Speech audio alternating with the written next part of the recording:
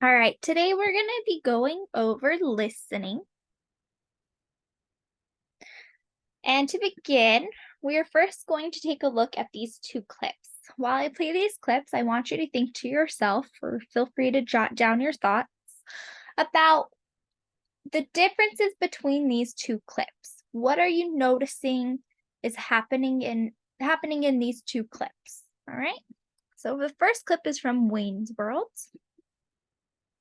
All right, our special guest right now, Wayne Campbell, Garth Elgar, Wayne's World, Wayne's World. All right, talking about Wayne Stock. Very exciting, big event. Everybody's excited, huh? Yeah, it's going to be a big concert at Adlai Stevenson Park. It's just going to be a big party. We got some great bands coming. Like Aerosmith. I just want to remind everybody that there's still plenty of tickets left. But that's no reason to wait till the last minute. Because it's just a chance for the city of Aurora To do something. fun and to put the city on the map. It's a lot of work. Oh, well, work is hard. You're not really listening to me, are you? I mean, I could say anything right now, like you're a complete tool. But you wouldn't hear it, because you're a freak with a microphone. It's not even challenging anymore. It's like shooting fish in a barrel. Isn't that true, Sphincter Boy? What? Whoa! They're getting closer all the time. All right, good information about Wayne Stock. Very exciting. We'll be back with more right after Big Sports. Right now, it's 16 minutes past the big hour. Is that not right, Mr. Scream?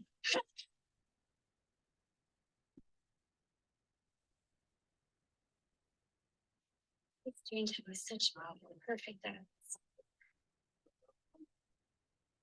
That's wonderful. Well, thank you. Used to ask. These ones.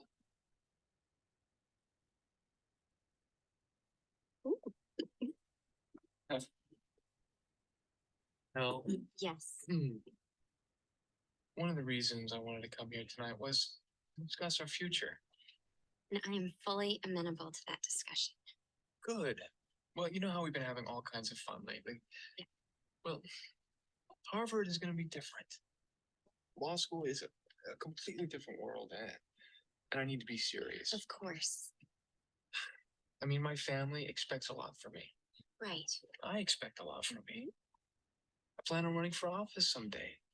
And I fully support that, Warner. You know that, right? Absolutely. Okay. So what are the differences between those two clips? Well, for starters, what if I told you that one of those was not a form of listening? In fact, in the Wayne's World clip, All right, our special guest right now. in the Wayne's World clip, the radio host was doing what we call hearing, right? Hearing is the science of vibrations hitting your eardrum. That's all what hearing is, okay? It's just the science of vibrations. So hearing is a science compared to listening, which is a cognitive process of attaching meaning to new information. Okay? So again, listening is a cognitive process of attaching meaning to new information. Hearing is a science, and listening is a process. We're going to talk about today more about listening, which is the fourth step in the communication process. So let's review. So 45% of our communications activity is listening, meaning we do a lot more listening than we do speaking. Now, listening is the learned process of receiving, interpreting, recalling, evaluating, and responding to verbal and nonverbal messages. So going back to last week's lecture between verbal and nonverbal communication, right? Our bodies tell people stuff, as do our words. When we listen, we're not only listening for the actual changes in people's voice or the words they say, but we are also interpreting, receiving, and recalling and evaluating how their bodies affect their messages. Listening is really important, and it's really important to be a strong listener because it's how we learn new information. It's how we monitor nonverbal signals. It's how we critically evaluate people's messages. It's how we empathize with others. It's how we show we care, right? And the crazy thing about listening is that it is the first form of communication we learn as people. You begin your communication life, you begin communicating life through listening, okay? Which is why listening is very important and has very many purposes in our society. So let's first review the speech communication process, right? The basic communication process. It starts with a sender, the person who is sharing the information, right? Sender. And they are sharing a message, right, to the listener. And this is our listener. Okay. Listener. What's an L? Yeah, okay. Listener. Our message is delivered through a channel, right? That is how the message is given.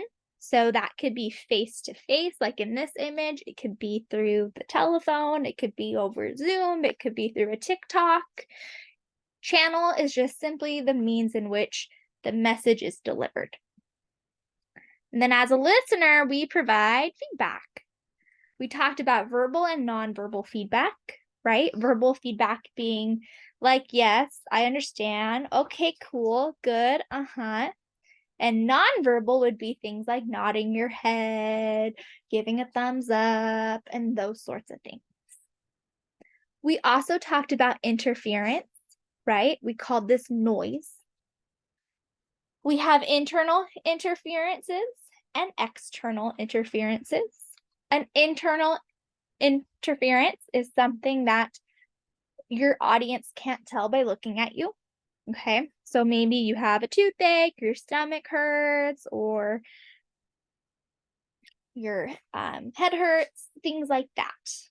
And external is things like an alarm going off, the Zoom dying, someone walking in late.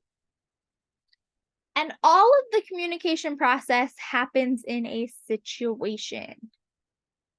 Okay, and we talked about situation. We talked about when's a good time for certain conversations, when a bad time is for conversations, right? Situation is the last step of the communication process. An example of this is Kanye West, right? When he took the microphone away from Taylor Swift in the 2009 VMA Award, right? That was the wrong situation for him, the sender, to send a message to the audience about Beyonce having the best music video of all time, right? The channel of that, right, was face to face. He looked Taylor Swift in the face and said, Beyonce was better. The whole world gave him feedback, right? Everyone was like, oh no, Kanye, why would you do that? Some people clapped. Some people were like, aw. That was the feedback in that situation. Interference is actually when Taylor Swift was trying to give the message, right? Kanye interfered. Okay.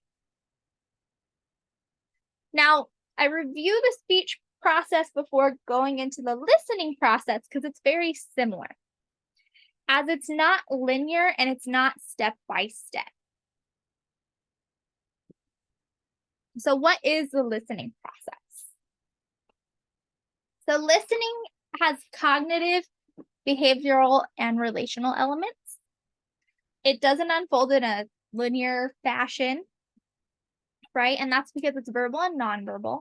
And so things happen at the same time. When you're having a conversation with someone, you switch roles back and forth, like we saw in the Legally Blonde clip, right? Elle Woods and her boyfriend are talking, and they switch. One of them's the listener, one's the speaker. One of them's the listener, one of them's the speaker. That's how we knew in that clip listening was happening. Compared to the Wayne's World clip, where we saw two people talking and no one giving feedback back. Okay. One of them ended the process by not following the listening process. Now, the listening process consists of 5 steps. The first one, receiving. The second one, interpreting. The third one, recalling. The fourth one, evaluating. And the fifth one, responding.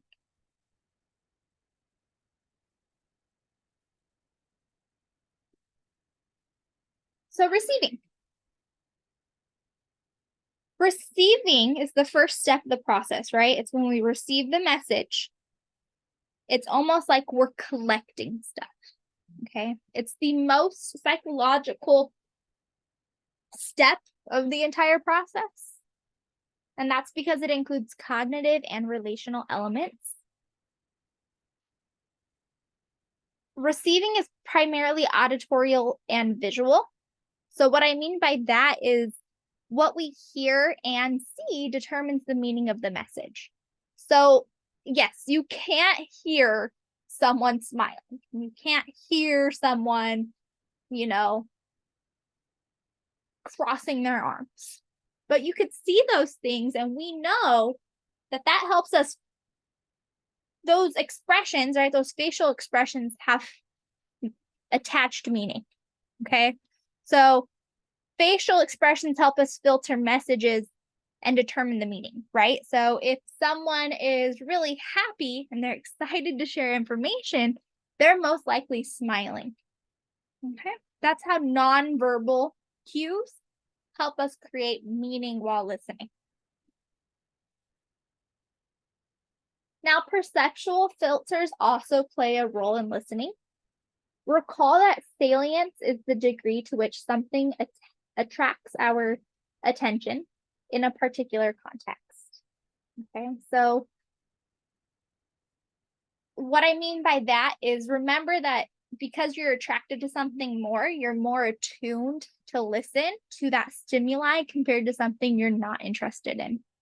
So, for example, it's way easier to listen to a lecture on a subject that you find very interesting compared to one that you have little interest in. Now, just like the speech process, there's also noise within the listening process, right? This noise is interferences. It's a cognitive factor that influences how we receive that message, okay? It's external and internal. Think of external like sounds and music happening, and internal as stress and anger. It's like when you watch a movie, okay, and you're watching a movie and you're trying to listen to the movie, you're trying to listen to what the person's saying on the screen, but then you have someone in the kitchen behind you turning on the blender. That would be noise. Noise while trying to listen. The next step is interpreting. And this is when we try to understand. Everything we hear is filtered through our own schematics, which is also called our frame of reference. And this is when we combine the visual and auditory information we receive and try to make meaning out of it with what we already know, with the meanings we already have. Remember, schemata is our database of meaning. Okay, it's our frame of reference. What it means to understand something is we have attached meaning by connecting the information to previous experiences or knowledge.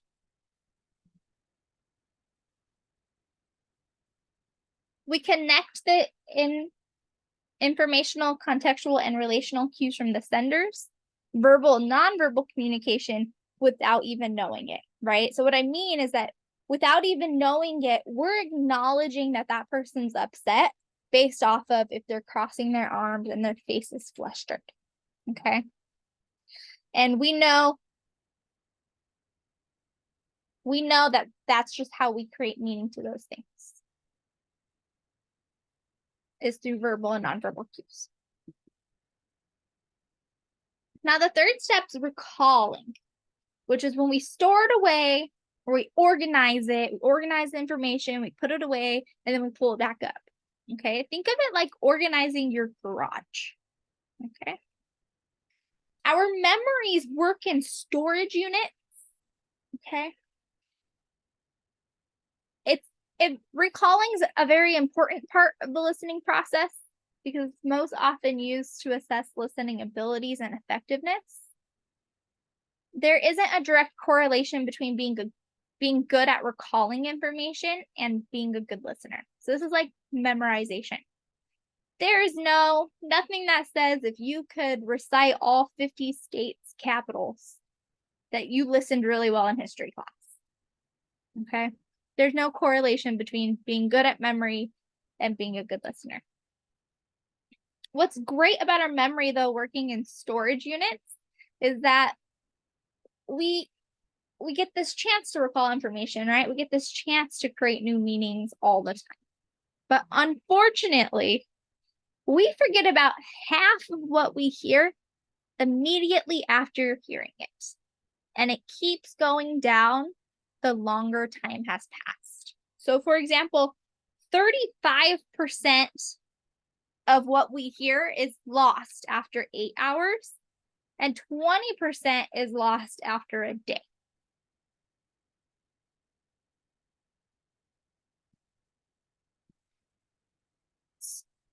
So we're going to go over the different types of memory storage, right? We're calling them storage units here. And the cool thing about our storage units is that they all have a limited length of time that information could be stored in that box, okay, or stored in that unit.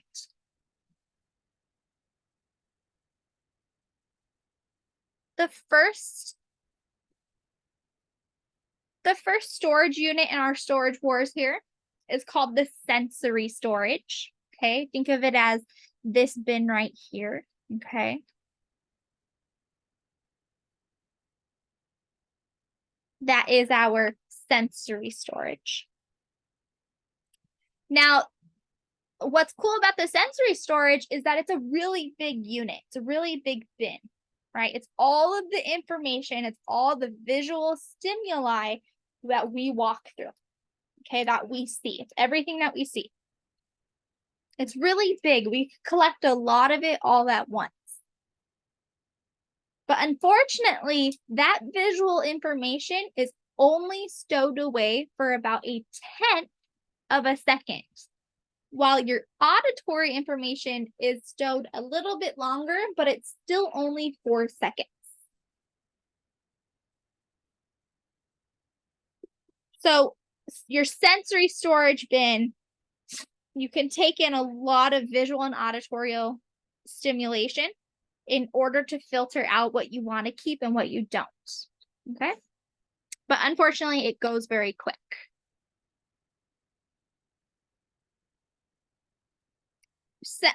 Your sensory storage is typically reserved for information that is useful in reactionary and instinctual needs. So it's usually something that you need all the time. So if we're storing it in our garage, okay, this is information that we keep closest to the door of the garage. Okay, it's the information we walk into the garage, we're like, I need that. It's very quick, it's very convenient, it's very accessible. Now, if that information makes it past the sensory storage, it goes into our short-term memory, which is a mental unit that can retain stimuli for 20 seconds to a whole minute.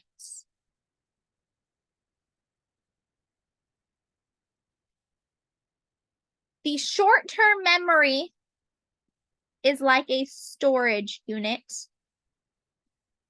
at like a U-Haul place, okay? It's a little further away. It's not too far from your home garage, but it's just far enough that we could, leave it there, forget about it, keep it for a really long time. It's where you would put like your Christmas decorations. Okay? So think of it like that. Your holiday decorations, things that you only take out once a year, go into your short-term memory. Your sensory bin is stuff that's reactionary and you need it really soon and convenient and fast. Now, if you could now when that information has connected schema, it is then transferred into the vaults, also known as the long-term memory. Right here, long-term memory, the vaults. This is where you keep things like your grandma's phone number, your social security number, your address, the name of your first dog, and things like that. Okay. Now, information has to make it to this vault in order to be recalled later in the line. The good thing about it is that you could store this information in the vault indefinitely. There's no time limit as compared to the other units of memory storage. Now, our last type of memory type is our working memory. Our working memory is up here. I want you to think of the working memory as a warehouse with packages. So when we store information, and that's when we store information to process and use it at the same time, just like a warehouse, okay? A warehouse of packages. A package comes in, we take it, we ship it out. It comes in, it goes out, okay? The thing with working memory is that it's very temporal, and it's usually only active during times of high cognitive demand or when things are very stressful, okay? Your book gives an example of a White House situation room, saying that the person needs to be able to receive information, evaluate it, and then make a decision about it. Okay. I like to think of it as when you have to cram for a test, okay? And then as soon as you're done with that test, you forget everything. You're just done. That's a working memory, okay? And your warehouse memory, right, is new information that is immediately used, then forgotten.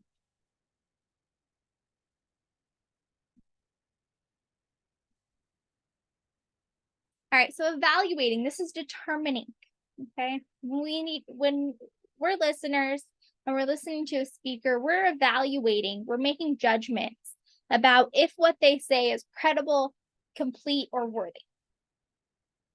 Meaning we want to know if the speaker's statements are correct and or true.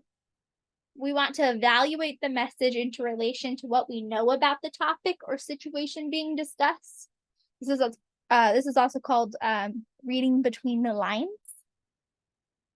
We want to know whether we think the message or idea is good or bad, right or wrong, or desirable and undesirable.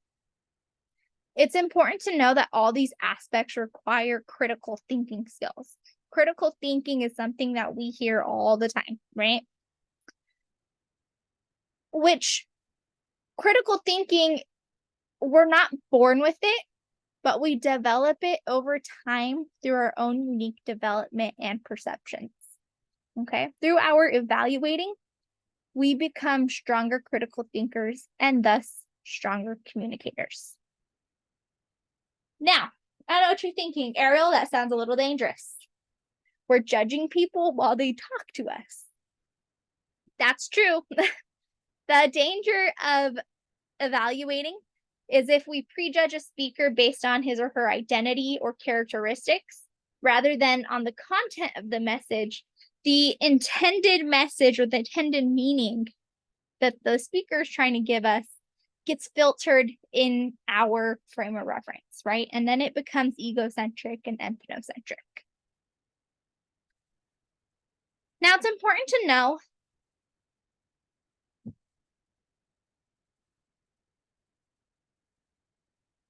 responding, right? It's important to know responding, which is also known as feedback. And that's how we know you are listening, right? That's how we know a speaker's listening to us. They're sending us verbal and nonverbal messages that indicate effectiveness. Okay, maybe you're nodding, maybe you're saying, yes, I understand, or you're adding more information to the conversation. These are called back channel cues, which are the verbal and nonverbal signals we send while someone's talking. So those are like oh, right, nonverbal, direct eye contact, head nods, leaning forward. And then another type of responding is paraphrasing. And this is when we convert the message that they gave us into our own words. So you might say, it sounds like you're saying this, or so you mean blah, blah, blah. That's paraphrasing. And paraphrasing is another thing that could kind of get us into danger, but not as often as evaluating or prejudging evaluations. Okay. Now, not all listening is created equal. Different situations call for different types of listening. The types of listening that we engage in affects our communication and how others respond to us. It's also really important to be able to understand when to use which type of listening style. So when we scan and monitor our surroundings in order to isolate a particular stimuli, we are engaging in what is called discriminative listening. It's when we listen to single out something. So maybe you're in an argument with someone and you're looking for that little slight slip up, okay? Or maybe you're listening for that crack in their voice to know that they're upset.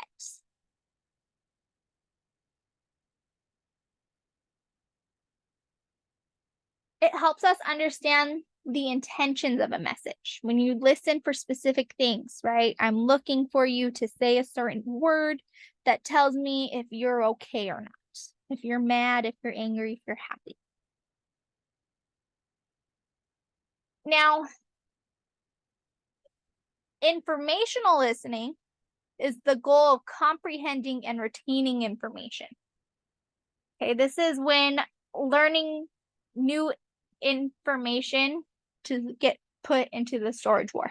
Okay, this is when we hear new information and start to store it away. This is what you do in school. Okay, an easy example is school. The third one is critical listening. Critical listening is listening with a goal of analyzing or evaluating a message based on information presented verbally and information that can be inferred from context. You see this a lot in debates. You'll have two debaters sitting there with their notes and they're listening to each other and they're taking notes, right? And then they bring those notes back up and they start attacking with them, okay? It's critical listening. And then the last one, which is probably the most relational type of listening, is empathetic. And this is when we try to understand or experience what a speaker is thinking or feeling. This is when we see our friends upset and they tell us information that makes them upset and we try to listen to secure them, right? To be kind, right? We listen to our friends' problems because we try to help them. It's empathetic listening.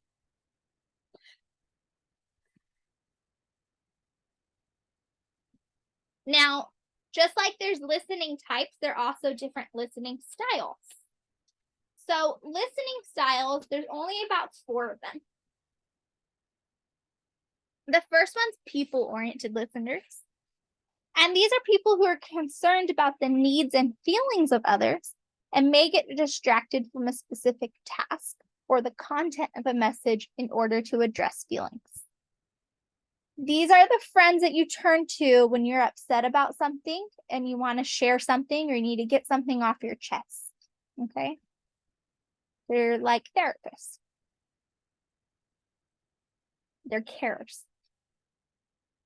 Action-oriented listeners prefer well-organized, precise, and accurate information.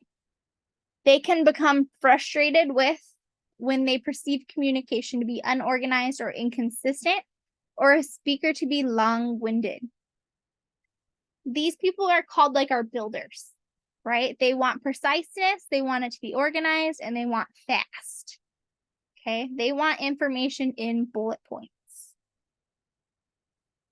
Our next type is content-oriented listeners. These are analytical and enjoy processing complex messages.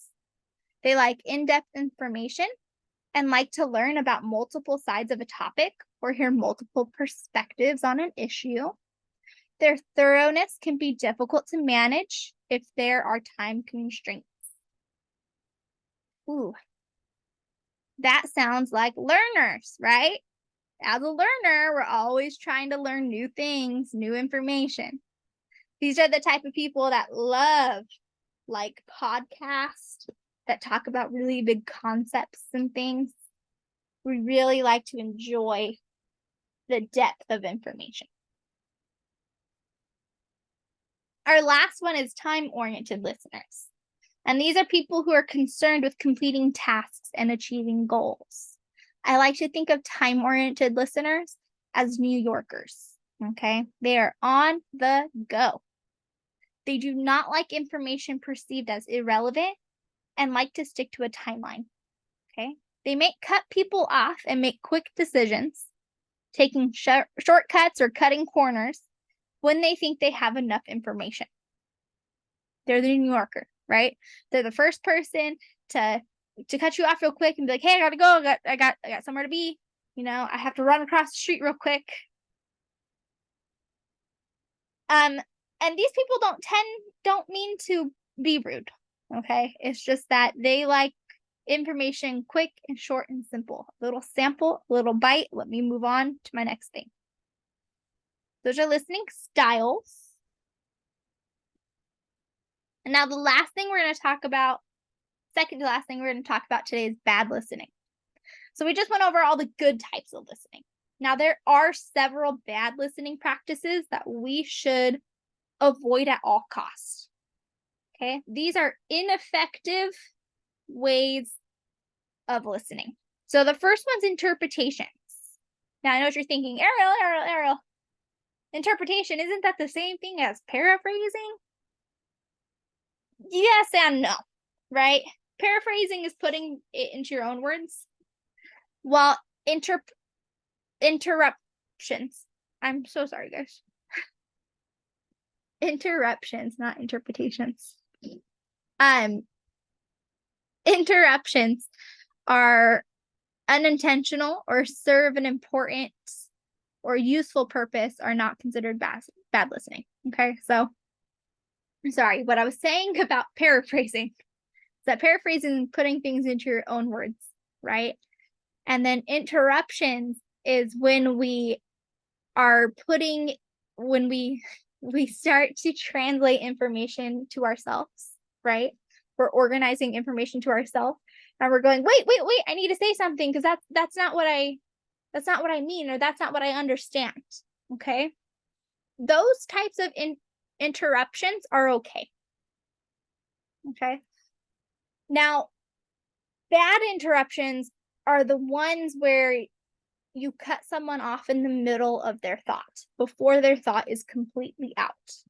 When you do that, when you talk before someone's done sharing their thought, it says that you're not listening, right? And then you're also just making your own perceived judgments about what they're saying. The second type of bad listening is distorted listening.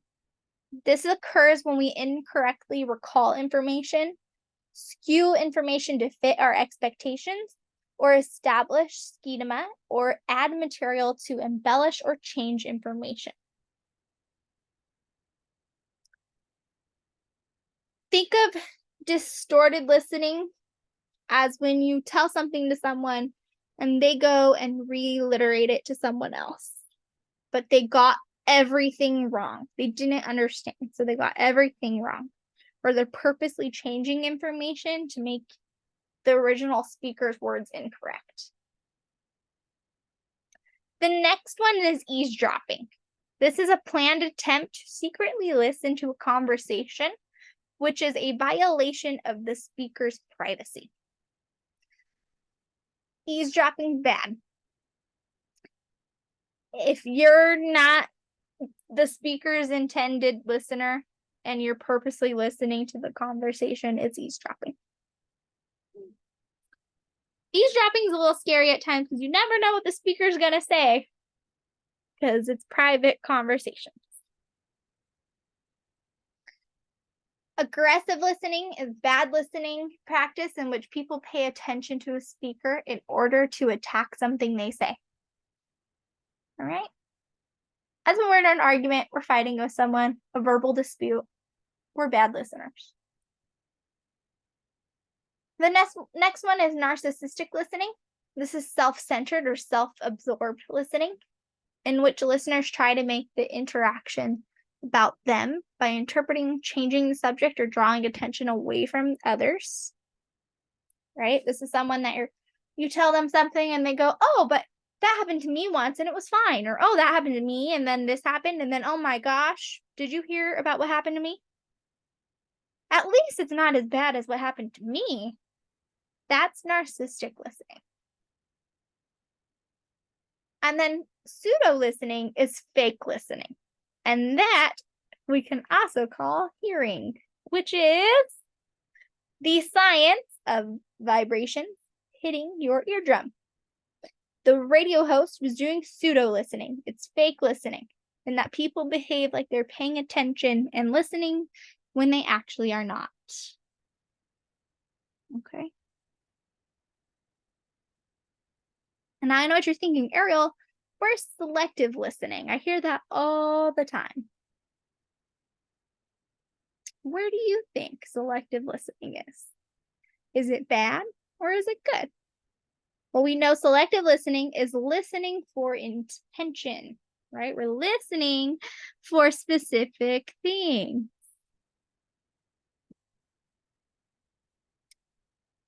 Selective listening is both discriminative listening as it is content listening. We're listening for specific things. That is what we call selective listening. Now note, when interrupting becomes a habit or it is used in an attempt to dominate conversation, then it is a barrier to effective listening. Talk about barrier real quick. Some final thoughts. So although we rarely give formal feedback in interpersonal context, we give informal feedback regularly to our relational partners that can enhance or detach from their self-esteem and affect our relationship. So the way you listen to people affects your relationship. It affects your interpersonal communication. So when you give feedback to others, be specific, descriptive, positive, constructive, realistic, and relevant. When giving feedback to yourself, identify strengths and weaknesses, evaluate yourself within the contents of the task or assignment, set goals for next time, and revisit goals to access progress. And above all else, do not be too harsh on yourself. You're human. We make mistakes while listening. We make mistakes like speaking. It happens. And that concludes our lecture for today.